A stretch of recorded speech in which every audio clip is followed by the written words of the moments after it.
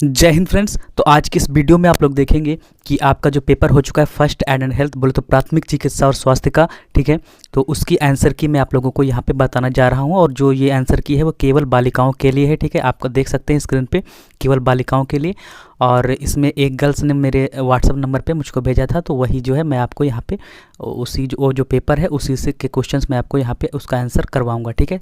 तो वीडियो को लास्ट तक बने रहिएगा। और इस वीडियो में आप लोग देखेंगे कि आंसर की आपकी आप लोग अपना मिलान कर लीजिएगा, मैच कर लीजिएगा कि आपने कितने क्वेश्चन सही किए हैं और कितने क्वेश्चंस आपके गलत हुए हैं, ठीक है। तो फ्रेंड्स ये जो पेपर है आपका ये केवल बालिकाओं के लिए, ठीक है, ओनली फॉर गर्ल्स। और इससे पहले मैंने बॉयज़ का जो है उसका एक पार्ट अपलोड किया था, दूसरा पार्ट जो है कुछ टेक्निकल प्रॉब्लम के लिए वो नहीं हो पाया, तो वो भी जल्द ही अपलोड हो जाएगा, ठीक है। तो यहाँ पे इसका जो कोड है 590G और बाकी आपका जो है यहाँ पे सब लिखा हुआ आप लोग स्क्रीन पर देख सकते हैं। को कैरिकुलर सब्जेक्ट पेपर का जो है Z0102012, ठीक है। और बाकी बुकलेट सीरीज जो है P है।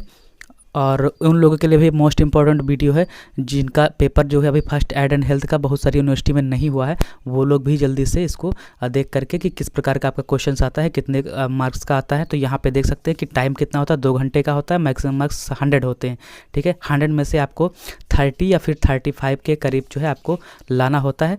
इसको केवल क्वालिफाई करना होता है, इसमें आपके इसके चाहे आप जितने नंबर ले आएँ इसका मार्कशीट में कोई ऐड नहीं होता है, इसके नंबर मार्कशीट पे ऐड नहीं होते।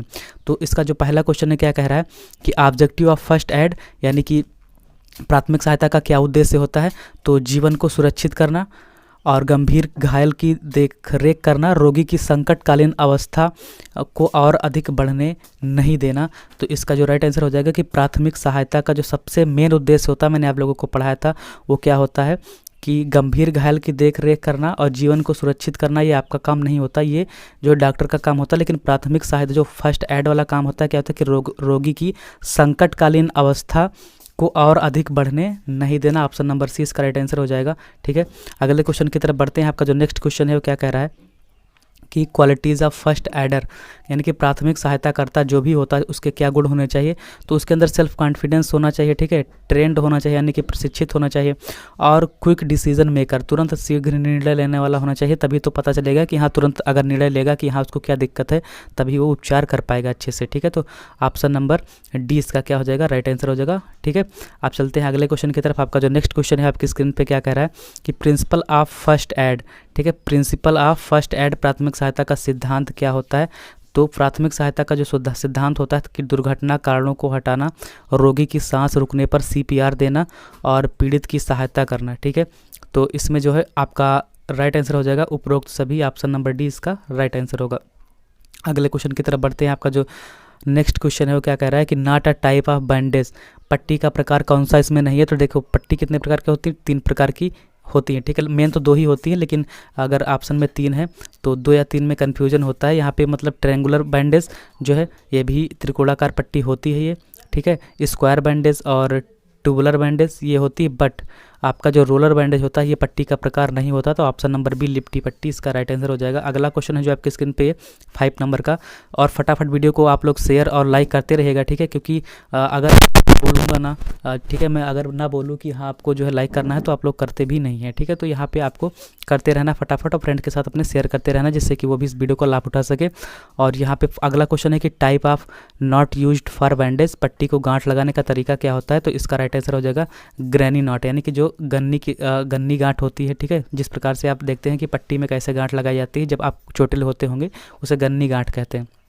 अगला क्वेश्चन है आपका यहाँ पे नेक्स्ट क्वेश्चन आपकी स्क्रीन पे कि सेफ बैंडेज कौन सा होता है। तो सेफ बैंडेज होता है कॉटन की बनी पट्टी का, ठीक है, कॉटन की मतलब जो कॉटन का बना होता है। राइट आंसर आपका ए हो जाएगा। अगला क्वेश्चन है आपकी स्क्रीन पे, और ये जो मतलब ऐसा मत समझिएगा कि जैसे कि आप में यहाँ पे 7 नंबर क्वेश्चन होगा तो आपका जो है अलग हो सकता है, 7 के बजाय आपका 10 या फिर 11 पे हो सकता है। तो आप मतलब क्वेश्चंस वही हैं, बट आपका नंबर जो क्रम है वो बदला होगा, ठीक है।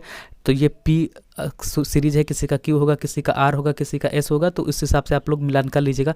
Tubular bandage is use for, मतलब ट्यूबुलर पट्टी का प्रयोग किस प्रकार करते हैं, कहाँ पे करते हैं ट्यूबुलर बैंडी का यूज। तो ट्यूबुलर जो पट्टी होती है उसका यूज हम करते हैं घायल अंगुलियों को बांधने में, ठीक है, यानी कि इंजर्ड फिंगर को बांधने में इसका यूज किया जाता है। अगला क्वेश्चन है आपकी स्क्रीन पे CPR इज नीडेड, कब CPR का प्रयोग किया जाता है। तो CPR जरूरी होता है जब भी सांस तथा हृदय गति रुकने पर सीपीआर का हम यूज करते हैं, ठीक है। और बढ़ते हैं अब अगले क्वेश्चन की तरफ। अगला क्वेश्चन है आपकी स्क्रीन पे फ्रेंड्स के सिम्टम्स ऑफ हार्ट अटैक, दिल का दौरा पड़ने पर क्या होता है। तो यहाँ पे जो होता है tightness and discomfort in chest, ठीक है, सीने में जकड़न तथा बेचैनी होता है। ऑप्शन नंबर ए मतलब ये भी सही है। और pain in the neck, shoulder, hand and leg, यानी कि दर्द कंधे और गर्दन तथा हाथ पैर इन ये फैलना, ठीक है। तो ऑप्शन नंबर दोनों सही, इसका मतलब ए तथा बी दोनों, ऑप्शन नंबर सी इसका राइट आंसर हो जाएगा। अगले क्वेश्चन की तरफ बढ़ते हैं। आपका जो नेक्स्ट क्वेश्चन है 10 नंबर है, वो क्या कह रहा है कि your can treat nose bleeding by doing, नाक से रक्त आने पर घायल से कह सकते हैं। तो क्या कह सकते हैं कि मुंह से सांस लें, ठीक है, क्योंकि नाक से रक्त आ रहा है तो मुंह से सांस लेने के लिए भी कह सकते हैं 10 से 15 मिनट तक नाक को पिच करें, या फिर व्यक्ति को आगे की ओर झुकने को कहें। ऑप्शन नंबर डी जो है इसका राइट आंसर हो जाएगा, ठीक है। उपरोक्त सभी तो मुंह से सांस लेने के लिए कैसे, जब नाक में जो है रक्त आने लगे तब हम ये भी कह सकते हैं 10 से 15 मिनट तक नाक को पिच करें, ठीक है, और व्यक्ति को आगे की ओर झुकने को कह सकते हैं, ठीक है। तो ऑप्शन नंबर डी इसका राइट आंसर हो जाएगा। बढ़ते हैं अगले क्वेश्चन की तरफ। आपका जो 11 नंबर का क्वेश्चन है वो क्या कह रहा है कि ये सबको पता होगा, सबका यह सही हुआ होगा, उम्मीद करता हूँ मैं। तो number of bones in human body में कितनी हड्डियाँ होती हैं। तो 206 हड्डियाँ होती हैं, ये वयस्क यानी कि एडल्ट में होती हैं। बाकी जब बच्चा जन्म लेता है तो 300 हड्डियाँ होती हैं, लेकिन किशोरावस्था में हड्डी जो होती है वो 208 होती हैं। ये किसी ने आपको नहीं बताया होगा, ठीक है, यूट्यूब पे। 208 कब होती हैं? किशोरावस्था में, यानी कि आपकी जब एज होती है 17-18 के करीब, तब आपकी हड्डी कितनी होती है? आपकी 208 हड्डियाँ होती हैं। बाकी की 2 हड्डियाँ जो है बाद में एक में जुड़ जाती हैं, तब बचती हैं आपकी एडल्ट में 206 हड्डियाँ, ठीक है। ये आपको याद रख लेना है। अगले क्वेश्चन की तरफ बढ़ते हैं। जो आपका अगला क्वेश्चन है टाइप ऑफ फ्रैक्चर। तो टाइप ऑफ फ्रैक्चर कौन से होते हैं? खुला फ्रैक्चर होता है, बंद होता है, सरल व जटिल होता है, उपरोक्त सभी। ऑप्शन नंबर डी इसका राइट आंसर हो जाएगा, ठीक है। अगला क्वेश्चन आपकी स्क्रीन पे है फ्रेंड्स 13 नंबर का कि डैश, मतलब इस पे आपको यहाँ पे भरना है कि is not a type of muscles, पेशीय का प्रकार कौन सा नहीं है। देखो ऐच्छिक पेशी होती है आपकी, वॉलंटरी होती है, इनवॉलंटरी होती है, अनैच्छिक पेशी होती है, हृदय हार्ट मसल्स होती है, बट आपका जो है डाइजेस्टिव सिस्टम मसल्स ऐसी कोई मसल्स नहीं होती। तो ऑप्शन नंबर ए आपका इसका राइट आंसर हो जाएगा। अगला क्वेश्चन है जो आपकी स्क्रीन पे normal blood pressure in human, ठीक है। ह्यूमन में जो नॉर्मल ब्लड प्रेशर होता है कितना होता है? सामान्य व्यक्ति में रक्तदाब हो सकता है, कितना हो सकता है आपका? तो फ्रेंड्स आपका जो सामान्य व्यक्ति में रक्तदाब हो सकता है कितना होता है? तो ये होता है लगभग आपका 120/80, यानी कि जो आपका इसे देखो जो ऊपर वाला उच्चतम होता है न्यूनतम, तो इसे कहते हैं सिस्टोलिक और डायसिस्टोलिक, ठीक है। तो 120 और 80 ये आपका नॉर्मल टेम्परेचर होता है। अगला क्वेश्चन है जो आपके स्क्रीन पे, ये क्या कह रहा है कि destroys epidermis and the dermis, the burn site appears red, ठीक है, blistered and may be Solan and painful. तो एपिडर्मिस तथा डर्मिस दोनों क्षतिग्रस्त अगर हो जाते हैं तो ये किस प्रकार का जो है आपका बर्न होता है? तो सेकेंड डिग्री बर्न इसका आंसर होता है, ठीक है। मतलब सेकेंड डिग्री बर्न में ऐसी चीज़ें होती है जो एपिडर्मिस डर्मिस दोनों लेयर क्षतिग्रस्त होती हैं, और जो थर्ड डिग्री बर्न होता है उसमें तीनों लेयर, मतलब जो आपकी ये जो एपिडर्मिस हो गई, डर्मिस हो गई, ठीक है, और आपका जो है नीचे का उसके जो आपकी स्किन होती है उसके नीचे का भी उसमें जलने का संभावना रहती है। तो ये आपका ऑप्शन क्या हो जाएगा? Second degree burn. Option number C इसका राइट आंसर होगा, ठीक है। सी ही ना? हाँ सी था। अगला है फिर यहाँ पे 16 number, dash is not a type of burn, जलने का प्रकार कौन सा नहीं है? तो option number C scale burn इसका प्रकार नहीं। बाकी सब मतलब आप केमिकल से भी जल सकते हैं, कोल्ड बर्न से भी ज़्यादा ठंडी चीज़ होगी उससे भी जल सकते हैं, मेटल बर्न धातु से भी जल सकते हैं। तो option number C scale burn आपका राइट आंसर हो जाएगा।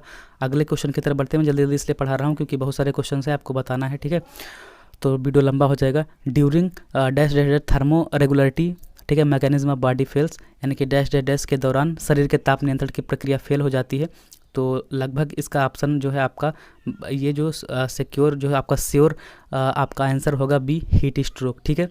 बाकी उपरोक्त सभी भी हो सकता है, बट ये जो है ज़्यादा सटीक आंसर बैठ रहा है यहाँ पे, ठीक है। कुछ क्वेश्चंस ऐसे होंगे जिसमें डाउट होगा तो वो आप लोग जो है उस पर ये मत कहिएगा कि सर ने गलत बताया है। आप लोग मतलब आप अपने हिसाब से भी जो क्वेश्चन आपको गलत लग रहा हो आप कमेंट सेक्शन में बता सकते हैं कि सर ये क्वेश्चन नहीं होना चाहिए, ठीक है, क्योंकि मैंने अपने हिसाब से यहाँ पे इसको सर्च करके, ठीक है, छांट करके और बाकी जो मुझको पता था तो उसी हिसाब से मैंने ये यहाँ पे बनाया है। तो एक आध क्वेश्चन जो है इधर उधर हो सकता है, तो आप जो है उस पर घबराइएगा नहीं, आप कमेंट सेक्शन में कमेंट करके बता सकते हैं कि हाँ सर ये क्वेश्चन गलत है या फिर या सही है, ठीक है।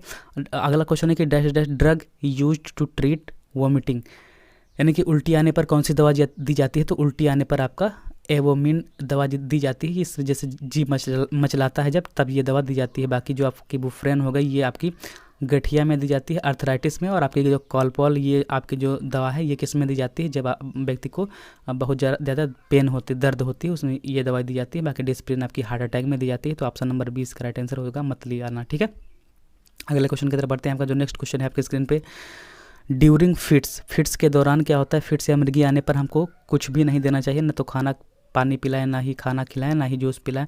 ठीक है, तो ऑप्शन नंबर डी इसका राइट आंसर होगा। अगला क्वेश्चन है आपकी स्क्रीन पे 20 नंबर की नंबनेस इन बॉडी और body part is sine of, यानी कि शरीर का कोई भी भाग शून्य हो जाना क्या कहलाता है। तो अगर कोई भी भाग शून्य हो जाता है तो उसको हम क्या कहते हैं, पैरालिसिस कहते हैं। ठीक है, यानी कि लकवा मार गया, आप लोग सुने होंगे, तो पैरालिसिस कहते हैं। Option number A right answer होगा।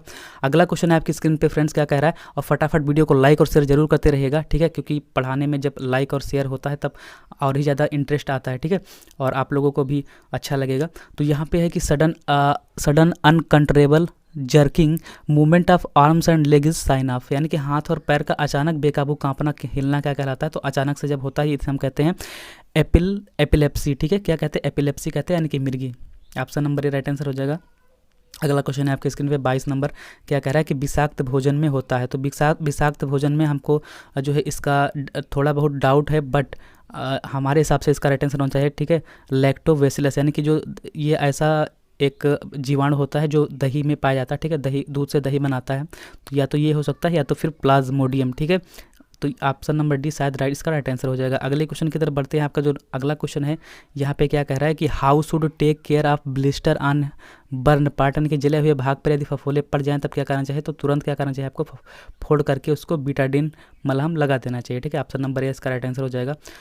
अगला और बाकी यहाँ पे लिखा नमक का पाउडर बुरकना चाहिए। तो नमक का पाउडर अगर फफोले पर डाल दोगे तो क्या हालत होगी आप लोग समझ सकते हो। और फफोले को नहीं फोड़ना चाहिए, और बाकी फोड़ कर पट्टी बांध देनी चाहिए। तो फोड़ कर पट्टी भी तो बांधनी चाहिए, बट पट्टी के साथ साथ मलहम अगर लगा देंगे तो जल्दी सही होगा। तो ऑप्शन नंबर ए इसका सटीक आंसर बैठ रहा है। ठीक है, फिर चलते हैं अगले क्वेश्चन की तरफ। आपका जो अगला क्वेश्चन है, स्कॉर्पियन बाइट मतलब बिच्छू का काटना कौन सा यहाँ पे विषाक्तता है, स्किन टॉक्सिसिटी या फिर इंजेक्शन या फिर फिजिकल या फिर एंटीबॉडी। तो इसका राइट आंसर जो है मेरे हिसाब से शारीरिक विषाक्तता होना चाहिए। ऑप्शन नंबर सी इसका राइट आंसर होना चाहिए। ठीक है, अगला क्वेश्चन है फ्रेंड्स कि anti venom are prepared with the help of, यानी कि जो एंटी वेनम होता है वो जो है, वेनम का मतलब क्या होता है, वेनम जो है आपका एक विषैला पदार्थ होता है। तो किसकी सहायता से तैयार करते हैं, तो ये होता है सांपों के जहर से, स्नेक पॉइजन। ठीक है,